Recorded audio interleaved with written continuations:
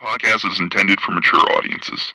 The views and opinions expressed are those of the panelists and do not reflect in any way those of the podcast partners, sponsors, or affiliates. Enjoy. ThaBoxingvoice.com. What broke him down? Was it just the body punching? I was hitting him with body punching. I heard him actually, he was crying in there.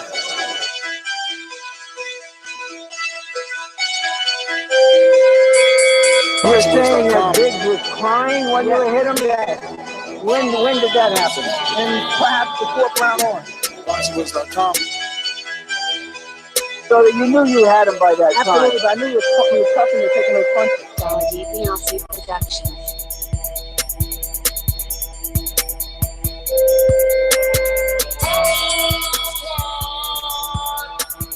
Making women justice like, oh. Let's go, champ. Welcome back, ladies and gentlemen, to another edition of the Boxing Voice Radio. Obviously, another spontaneous one, hashtag TBV podcast. And obviously, thank you to all the patrons making these spontaneous shows all worth it. So we have some official news to discuss. Danny Garcia, Shawn Porter officially fighting. I mean, holy shit. It's been so long this fight's been in the making, and I don't know. I mean, I'm pretty sure a lot of you guys were like me and thought that Danny was not going to take this. And it's interesting because his quote is, Porter is not on my level, and it's time to show that. I mean, I don't know if you guys remember the infamous, Danny and Shawn Porter when Porter kind of, jumped in the ring and kind of try to steal Danny's spotlight after his win over Brandon Reels. But let me play the audio. You're from Ohio, boy. You're not from Vegas. Backyard. Been here, live here, work here, train here. I live here, I breathe here. I come spar your ass and beat your ass for free. No, we ain't trying to spar. We're trying to make some money. I come spar your ass. Trying to do it for everybody. I'll meet you at your gym. I'll meet you on your gym. I'll meet you on your gym on Monday. Hold on, Sean. John, this is Danny's night. Hold on, Sean. Hold on. Philly now, we don't back down from nobody. Hold on. We can take it in the street if you want to. We can take it in the street. You're from Ohio, boy. You're not from Vegas. Well. Take it in the street. Danny got to get a little, I don't know. But let me head on out to my co-host so we could get this one started and chop it up. I speak it, believe it, receive it. Speak it, believe it, receive it. Speak it, believe it, receive it. I can't say it enough. I speak it, believe it. Two attempts, handed bands over. Sicko hit, shot and miss. Two to stand over. Breadwinner, huh? Look who in the building. Let me check my Instagram. I might be at 1 million. And I'm in. ThaBoxingvoice.com. Yo, what's going on, TBV family? What's good? We got the Danny Garcia versus Shawn Porter. It's finally official. Who do we think is going to win? Danny finally stepped up to the plate, or did Shawn back him into a corner? But before I get into that, I'm going to send it out to my guy, Ron. What's good, baby? ThaBoxingvoice.com.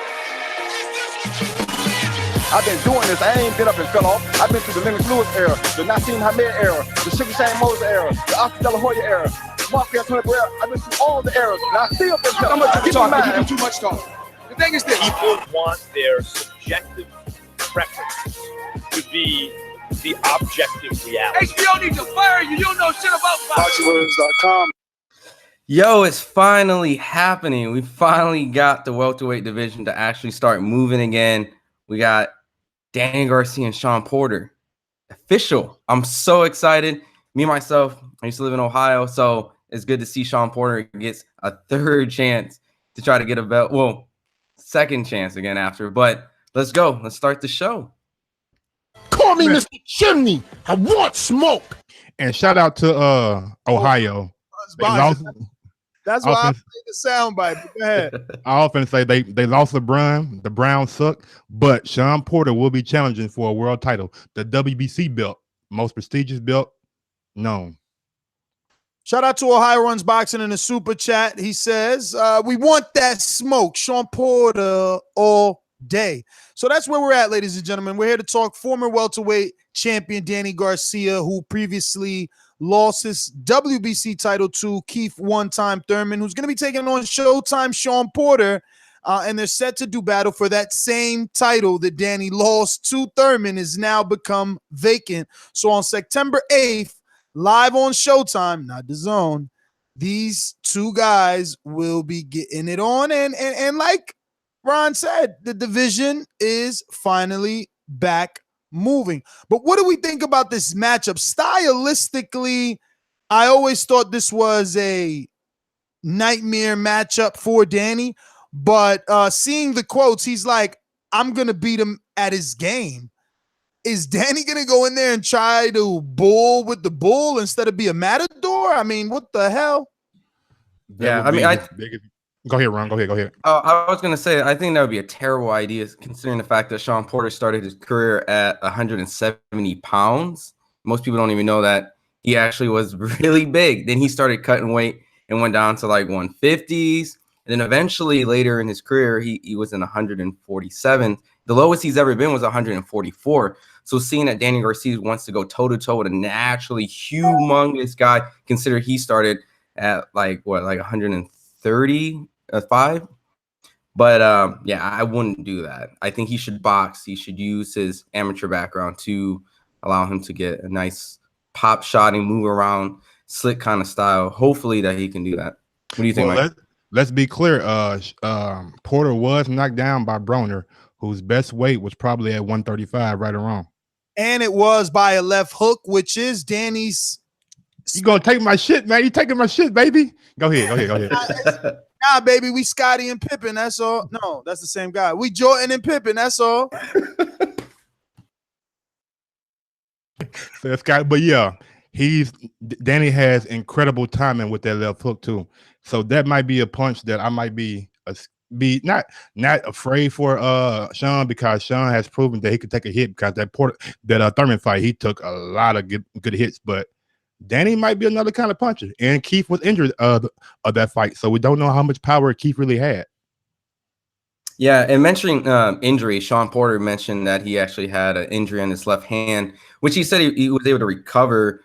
But, you know, it makes you wonder, seeing the fact that in the Granados fight, he was not able to perform. And even Ken Porter, his dad, said that he was trying to tell him to go southpaw, then he retracted and said, oh, you know what, actually, you know what, he's never fought southpaw. So if he hurts his hand and against a Danny Garcia fight, again, you know, what's his game plan then? It's not Granados, it's Danny Garcia.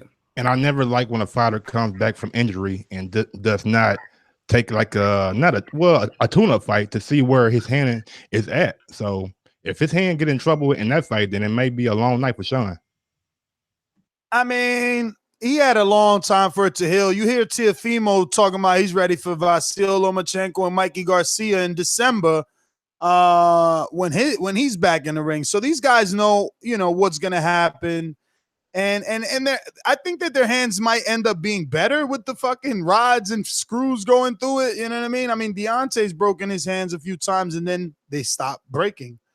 Not saying that they're vulnerable, not invulnerable or unvulnerable, whatever. But I'm just saying, I think that Shawn's hands are healed.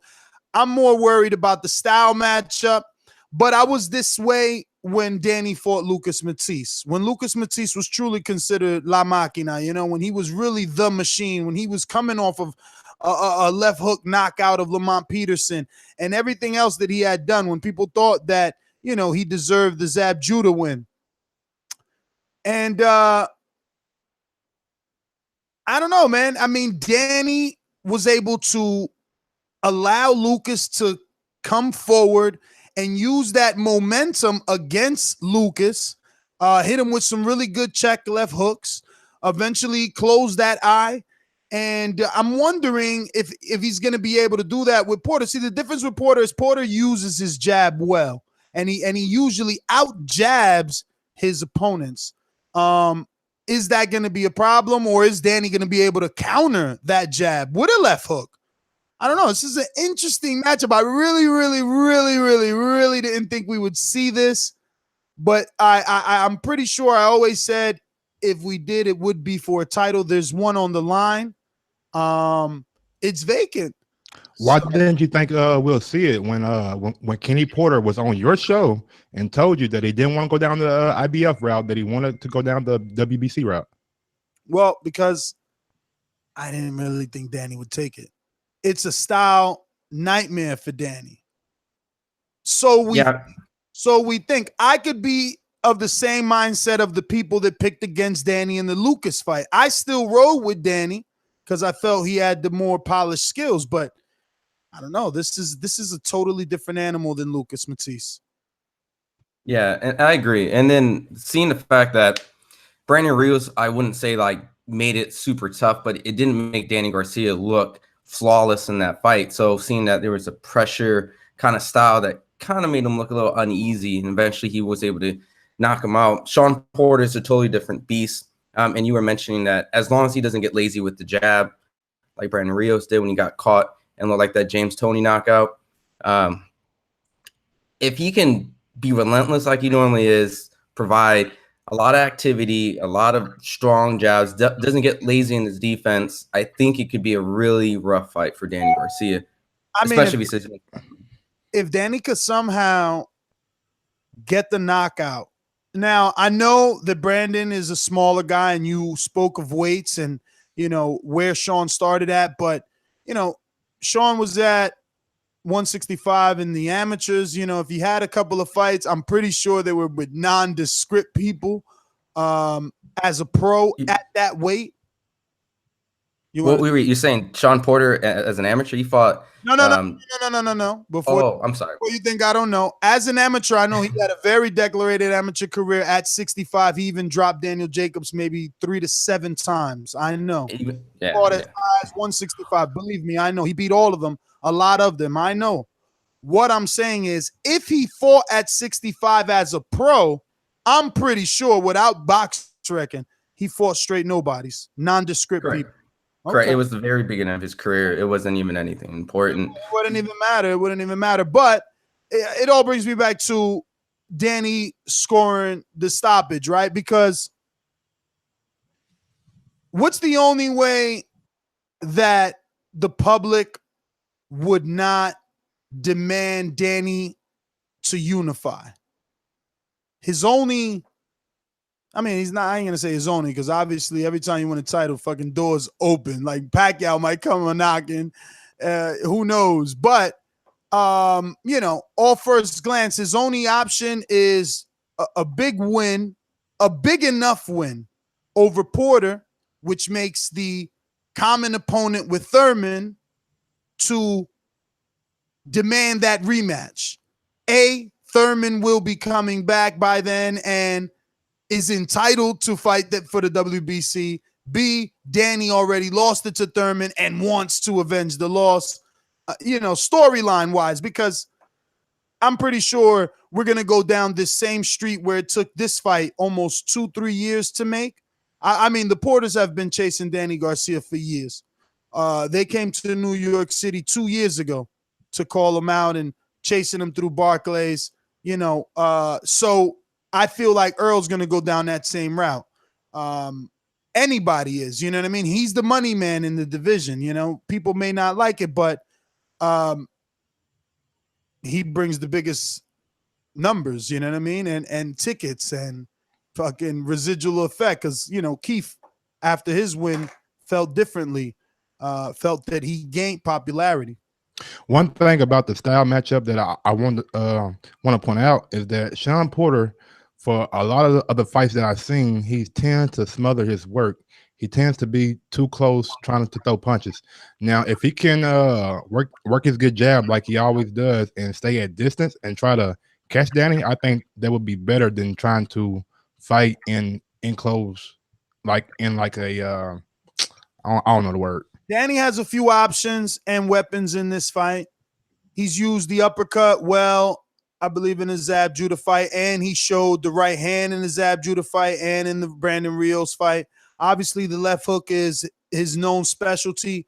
I think the 2 punches for success, Ron, are going to be the left hook, catching Porter, lunging in like he loves to do, or the uppercut, the right uppercut, using that left hook either, to parry Porter's jab, to, try to jab or counter over Porter's jab and then uppercut him, or just to simply shoulder roll, block that, use your left to block, Porter's jab and shoulder roll and fucking throw the uppercut. But it's got to be the uppercut or the left hook, because Porter is, like Mike said, he smothers himself. He wants to be in close. That's where he's comfortable, right on your chest, breathing the same air that you are exhaling. Yeah, I agree 100% with those punch selections. Even though Shawn Porter had a better time with Thurman than Danny Garcia did, if you watch the Shawn Porter and Thurman fight, he was getting hit with a lot of uppercuts because he tends to lunge, just like how you said. Similar how Manny Pacquiao was able to get the uppercut on Lucas Matisse. So Shawn Porter is going to have to stand a little bit more upright than he normally does and actually use his boxing skills that he showed at the Granados fight at the end when he hurt his hand, if he wants to not just get hit with crazy shots, because Danny Garcia is very accurate.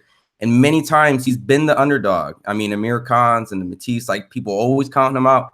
And even if he's losing, he still finds a way. And you can argue how the Thurman and Garcia fight ended because, Thurman was moving away and stuff like that. But Danny Garcia still has a chance. And you can see every fight, he just finds it and he just drops them. And it's vicious, Like that whole underdog mystique or underdog magic that he used to have was gone, and it's out the window. Like, that special, he believes he's an underdog and the world bets against him, so he always wins. Because the world bet against him versus Thurman and he didn't win. Like, he was the underdog versus Thurman. I often say with the exception of Thurman, every other fight he's been the underdog in. He's tended to step to the plate and shown that he deserves to be at the level of upper echelon fighters. Go ahead. I see you. No, absolutely. And I hate to be this guy, especially a guy that has a good relationship with the Garcias, gets allowed into that camp. But I hate to be the guy that say, in retrospect, only insane kamikaze Khan fans will say that Khan is elite. But in retrospect, both Khan and Matisse, yes, off first glance, Matisse got a regular title and it looks, but we've seen the fights. We've seen the Karim fight. We've seen the Emmanuel Taylor fight. We know who Emmanuel Taylor is. We know that he was moved up. You know what I'm saying? Khan, same thing. Like, we know who LaGreco is. You know what I mean? Like, you can't fool the real boxing fan. But, Thurman is not Khan or this other guy that I can't even fucking remember, Lucas. You know what I'm saying? He's not those guys. That's why Danny was an underdog. You know what I mean? I don't know, but I don't know, because he was an underdog in all those fights, I guess. But he also had that Aaron Herrera fight where many people thought that he lost too, which I think situated. You mean Mauricio Herrera, not? Oh, okay. Mauricio, was it? Okay. Yeah, in Puerto Rico. Yeah. Okay. Hell yeah, it was a Golden Boy fight. They took him back home. I remember they used the fucking P. Diddy beat. I'm coming home. Coming home. Yo, I was so soup. I was big time Danny. Like, we was like boys. How would that turn out? What do you think about that? Did you think Danny won or lost that? Honest opinion. I mean, look, bro, it was a tough fight. I don't remember. I'm pretty sure you got to go back to the show. I'm sure I scored it. I used to use the Box Nation app back then. That shit doesn't even work anymore. Shout out to Box being trash, so trash they don't even update the apps that they bought, because I'm sure they didn't develop it because they would not let it just fucking die. But whatever. And real quick, the most thing that I'm excited about for this fight, like more excited than anything, Angel Garcia and Kenny Porter. I want to see that interaction right there. I'm going to love it. Shawn, oh yeah. You know how many times Ken is going to say, we chased you. Y'all been running for 3 years. We came to Brooklyn when you fought Paulie, and Ken is in shape. Ken does all types of he doesn't just box. He's been an Olympic trainer. All these guys who are champions now and former champions, the Devin Alexanders of the world, even Deontay, Rashid Warrens, Broners, everybody, Earl. I mean, you name it. he's been in their corner in the amateurs or in the Olympics. Like, you know what I'm saying? So, yeah, that's going to be dangerous. But, I mean, Philly is strong, bro. Philly comes out. Like, I seen my man Jay Goodman from Philly in the chat. They're going to support. They're going to support. And this fight is happening in the Barclays Center because Danny's the A side. Or if not, it would have happened in Vegas. You know what I'm saying? But Danny ain't going to Vegas. I could be totally wrong. No, yeah. I mean, he's been the 8th side. No. I mean, I was just saying I could be totally wrong about this next statement, which is I think he might feel threatened. I mean, even if we replay the tape, you know what I'm saying? I don't know. I read into shit too much, maybe, but I don't know. The voice, the fact that this has been it's come on, bro. How long have we been hearing about this thing? The fact that they said that he said we can go spar tomorrow tells you everything. I mean, not necessarily. I mean, I know some people might look at it as like an escape out, like, oh, let's just fight, and then nobody ain't got to see it. It's not on TV. It's not a real fight. La. But it's also like that doghouse mentality. You know what I'm saying? Floyd put that out there. That doghouse mentality. Like, look at Gervonta. He ain't trying to do it on TV. He trying to come to your gym. So, you know what I'm saying? And look, they both from similar areas. Gervonta's from the DMV, Baltimore, Virginia, Maryland area, and that's only about an hour and a half away from Philly. So, yeah, you know what I mean? All these dudes know each other too. That's a good point. They know each other from the amateurs. You know what I'm saying? The thing is, Shawn was fighting at a high division. You know what I'm saying? Danny was fighting Crawford in the amateurs. They 1-1. Yeah, Kenny Porter even said that Shawn Porter actually sparred Usyk and actually beat him in the amateurs. What? Yeah, he actually said that on there's like an old Kenny Porter and Dante's Boxing Nation interview. He said he did the whole descriptive. He said 2012 Golden Olympian. He competed in 2008. It was Usyk. Shawn beat him, and you guys can look that up. Now I don't know if it's true or not. I don't know the records, but Shawn did definitely fight in bigger weight classes. Yo, Ken don't be lying, bro. That's how all that shit started. You know what I'm saying? He got tapes on all these dudes. He got tape. Yo, when Shawn and Porter, that's Shawn Thurman. No. Because he ain't had that tape. See, I had to go get that tape from Thurman. I thought it got leaked, didn't it? Yeah, leaked by Ness. Oh, okay, my bad. I didn't know, baby. My bad. I meant to say when Shawn and Broner had beef, Ken whipped out tapes. You see all the leaked tapes that was coming out? You know what I'm saying? Ken got tapes on all them dudes. He leaked the tape on Broner saying he looked up to Shawn. You know what I'm saying? Like he even had this tape where he explained the story where James Kirkland and Shawn Porter were in an amateur bout. And Shawn Porter was like, yo, my back's hurt, you know, I don't know if I could keep doing it. Maybe I should pull out. And then like he was saying James Kirkland's side was all yelling like, mother this, you know, they were just dogging him. So he's like, no, I'm gonna go out. And he pulled all these pictures of James Kirkland on the ground getting drops in the amateurs after that. So Shawn Porter was fighting some big guys. Shawn Porter was a bad dude in the Emmys, huh? Yeah, but he was. Yo, but listen, in the amateurs with that headgear and Shawn Porter style, he hit you a couple of times, whether they land flush or not. The headgear covers your eyes. Then you land a couple of other shots. You know what I'm saying? A couple of headbutts. Pros. It's different in the pros. It is totally different in them pros. I'm just saying, man, it's a well-known fact that in a lot of Shawn fights, he tends to lead with his head. Yeah, I mean, look. Let's see how this one plays out. We've seen Shawn bully people, man, Malignaggi and guys like that, you know. Berto. I don't know if it could happen here. Yeah, he did Berto, but you know, people want to say Berto was old or done. So I don't know. We'll see. This is a test for both of these guys right here. This is like, whoa, you know what I'm saying? Especially after seeing it with Thurman and Porter. Like we know what Porter got. We know what he bringing to this table. Are you leaning like one way or another? Or like 50-50? You know, I've always rolled Danny. I didn't for the Thurman fight. This one is tough because the Nesta from pre-Danny Lucas might have not picked Danny, but that same Nesta still picked Danny over Lucas when everyone was not, and thought that Lucas was as dangerous as I think Shawn Porter is now. But Danny rose to the occasion, and his skills and skill set was able to shine. Could that happen with Porter because Porter technically is the one committing the sins?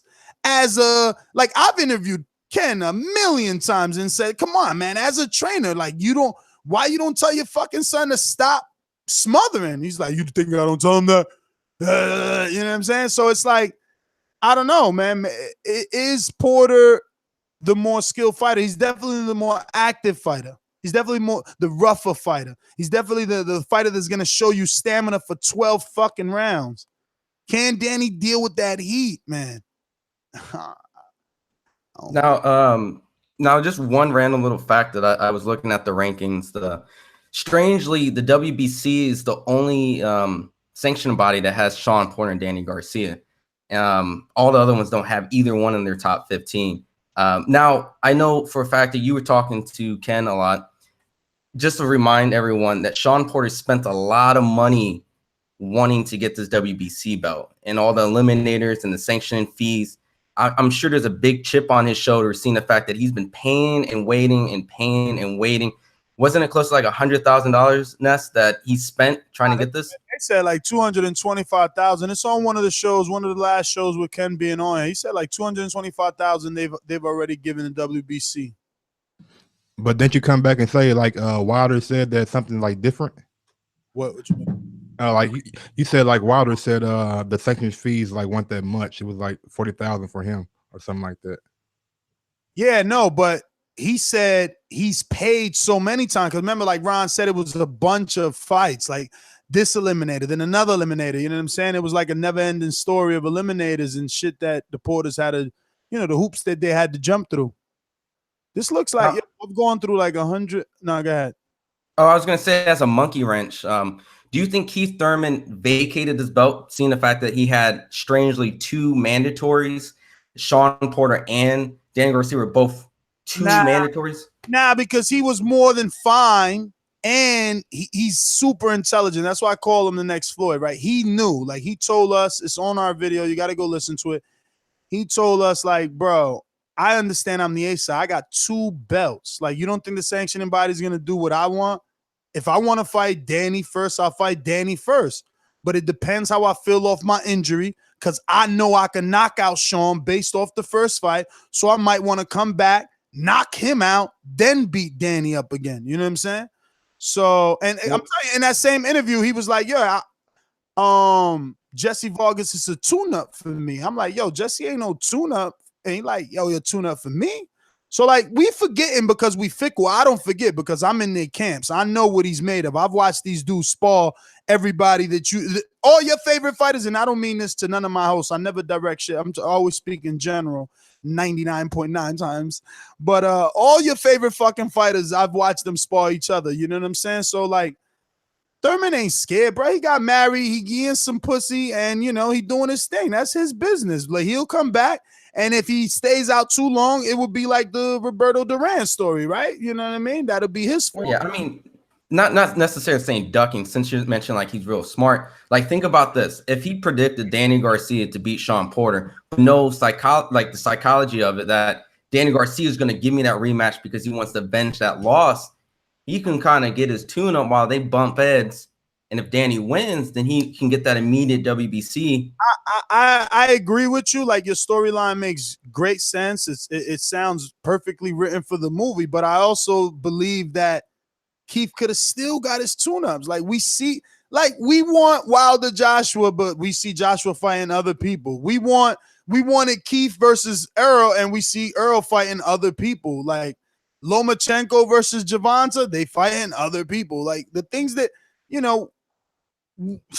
look, we never get what we want. So, I highly doubt that if Keith would have stood, the sanctioning bodies would have got involved and forced him, man. Suleiman ain't doing that shit, especially not to them true champs. Them one time Johnny Gonzalez, I knocked out Abner Mars, and the next fight I lost my title champ. Yeah, he doing that to them, but Not dudes that's reigning, not dudes that's been unified. You know what I'm saying? Nah, not guys like Porter, Keith, and Danny, right? Like Porter said, I got 250,000 in. How much could Keith have already? How much could Danny have? You know what I'm saying? Danny, especially since he was already 140-pound champ. He was WBC champ forever. You know what I'm saying? He gave Postal step aside money twice. And he defended that title crazy amount of times. So anyway, we talking hella too much. That's fine. Facts. You guys want a final thought? Final thoughts on the Porter and Garcia fight. I mean, shit, I'm ready for it. I've been waiting for it to be announced. I've been waiting to see what's going to happen with the press conference. I see my guy got the zone water bottle, you know what I'm saying? Shout out to Ness. And really, I'm ready to see the press conference. Like the first one, I'm ready for. That's my big thing right now. Yeah, and my final thoughts, I think it'll be a great card. I think they originally were going to have this August 25th, but there was so much stuff probably going on that they moved it to September 8th. They're also going to have a co-main on there. There's going to be David Benavidez. He's going to defend his title on there. It's unknown, but it should be a good card, seeing that this is a huge buildup for the welterweight division. So I'm really excited, and I think whoever wins this deserves to have that WBC belt 100%. Yo, they call motherfucking Ron Devin Haney. I know. I was trying to block it out. The nerdy Devin Haney. Hey, at least you bag Black China. You know what I'm saying? I mean, I wouldn't know how big of a success that was, though. But hey, come on. Devin Haney's out here in the Bay, so I respect that. I love Devin Haney. Devin Haney got that new BMW that looked like a Lambo that the Charlos got, and I think Devin Haney beat Teofimo Lopez. Well, I met it. He's ranked now, top 15. Fuck it. You wilding, you wilding right now. Don't ever make early picks. You gotta be careful with early picks. Nah, I've been saying Devin Haney since he was like 16. Okay, I love him. I love him. How long have I been watching Erickson Lubin and did not pick him versus Charlo? You didn't pick him? No. I did. Damn. Yeah. Where's my soundbite? I don't want to hit you with it because you my friend. Hit me with it. Hit me with it. Shit. Hey, I deserve my crow. Don't hit me with it. I wasn't gonna hit you with the. I picked Lubin, Erickson Lubin. I'm sorry, Charlo. I made a public apology to Charlo on Twitter. I would never pick against you again. Never. Yo. You don't know shit about boxing. I ain't want to do it to you, but you know what I'm saying?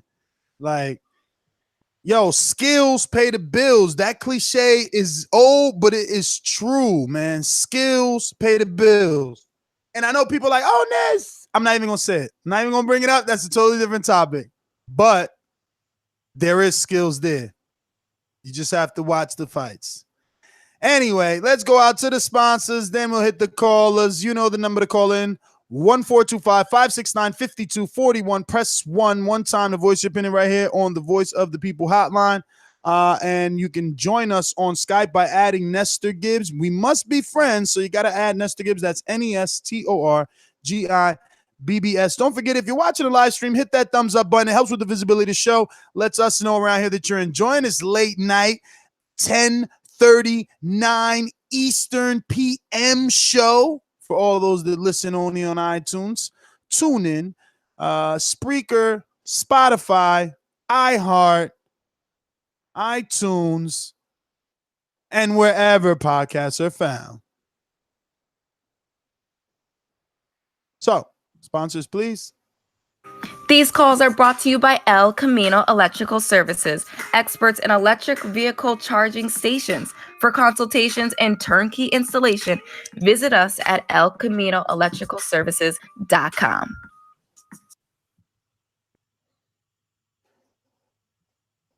Hate Sazy. Scorsese, what up? Yo, your man look like the Big Bang Theory version of Devin Haney, bro. The full scholarship version of Devin Haney, bro. Hey, man, come on, man. Hey, I take that with a compliment, man. 100%. I'll embrace that nerdiness. Bro, that shit, you was just deep in the camera, man. It caught you real good. You did look just like him, though. That shit was funny, man. Hey, I'm cool with it, man. Hey, since y'all was on Charlo, man, look, all I'm gonna say is she better be glad he didn't do her ass like he did Lubin, bro. Shit, did get done like Charles Haney. What's that dude he knocked out and put him on his face? You better be glad he didn't do you like that. He need to drop them charges, man. That man took it easy. Look, I'd rather a girl scratch me than kick me in the nuts. My What are lady you talking about, man? Hey, man, we don't want to bring it up, do we? charges. Charlo got the domestic charges, but to the point.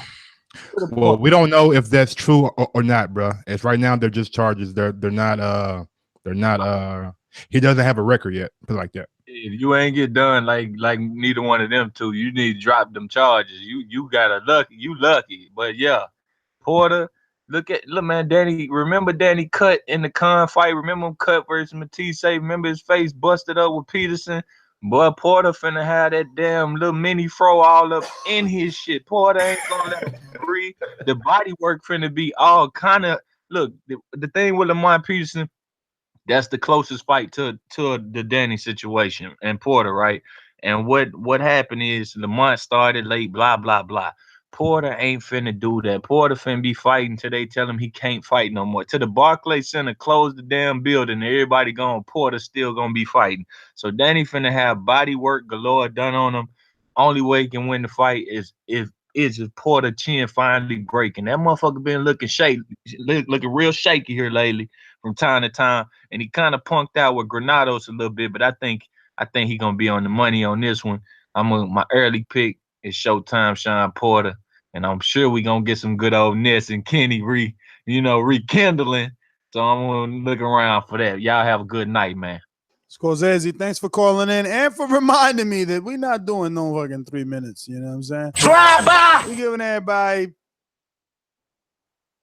40 seconds. 40 seconds. I was gonna say 45, but 40 sounds good. 45, man. We're gonna go with your shit. 45. We're gonna go with the Cobra. Anthony in Cincinnati. What up? What up? Got Killer Mike on the panel, Young Ali, and Devin Haney. Y'all got to. But nah, real quick. I was pretty tight when Danny said that. Boy, you from Ohio? Nah, motherfucker. He about to. But more and more, I'm starting to agree with Scorsese crazy ass. He on point. That motherfucker. Danny got it coming. And my early pick, Showtime. Ohio against the world. He might stop him. They stop him. Now I ain't gonna go that far, bro. He gonna work his ass down. Yeah, that's all I got. All right, well, Ant, thanks for calling in.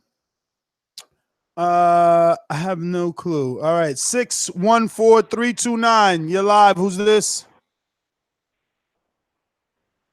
329. That's you. What's up, Ness? What up? Ohio runs box. Damn, I see it here. I see it. Yeah, the Ohio love. What up? What's up, man? About time this fight happened. This is good, man. I think it's a 50-50 fight. I'm rolling with Shawn, but I respect Danny, man. He got an iron chin. If Shawn stops him, my God, I definitely give him mad props. But I respect Danny, man. But this is going down in boxing history. Both Garcias getting their ass whipped by Ohio fighters in the same year. Dang. It's going down. But that's all I wanted to say, man. I'm going to make it quick. Ohio, all day. All right.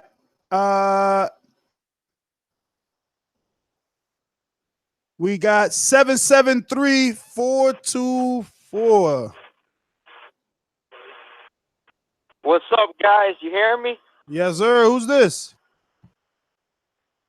Kevin from Chicago. So what's happening with Devrichenko? I feel like no one's talking about him, but he's one of the most technical, dangerous fighters coming up. Oh, that's because we're talking about. I know he's supposed to be a mandatory Danny. for GGG, but GGG. We're talking about Canelo, Danny versus Porter right now, brother. We had a show on him, so yeah, he has a purse bid coming up with Daniel Jacobs for the IBF middleweight title. Yeah, and we have a show in the past. You got to check the feed. Danny and Shawn Porter. I think Danny Garcia is going to be a little bit too quick for him, a little bit too elusive, a little bit more fancier. He's going to dance around him. Well, all right. Kevin from Chicago, right? Thank you for calling in. That wraps it up. It is time to go. You guys gave the final thoughts already, right? Yep. Over there yawning. Time to really go. How you yawning around when you like 3 hours behind us? You still got sunlight. I wake up super early for work, man. I get tired. What happened? I wake up super early, man. I stay dedicated, grinding all day. I feel you. Well, I am your co-host, Michael Gross. You can find me on IG at Gross1911 or on Twitter at Gross2312. One thing that I am excited about is this upcoming weekend, and we will touch on everything tomorrow, so stay tuned. All right. You can follow me at The Real Devin Haney. I mean, Fighter IQ Media. That's my Twitter handler and my Instagram. I'm excited for this fight, so we're going to have a good event. We'll cover more on it. Yeah, man, I'm excited. I'm also shocked that this sucker has happened, man. So shout out to both of these guys. You know, shout out to Danny stepping up to the plate, bringing another big fight to the Barclays Center. Let's see what the ticket sales look like. You know, last time out, he and Thurman did 16,000 and some change. So let's see if the crowd is going to come out for both Danny and Porter. But solid top 5 welterweight fight. Solid top 5 welterweight fight. I would like to see either man come out of it as a definitive winner. You know, no shady business, no fouls. You know, I know someone spoke of headbutts and cuts and shit like that. None of that. Straight clean, old-fashioned ass whooping. You know, let Danny beat him the way he beat Lucas, or let Shawn beat him the way he beat Paulie. You know what I'm saying? You know, I'm gonna go out on a limb to say that this fight will be a sold-out event at the Barclays Center. Wow, that is out on a limb. But I'm your host, Ness. Find me on Instagram and Twitter at NessGTO. Everybody gave theirs? Arrivederci. Nos vemos. Bye.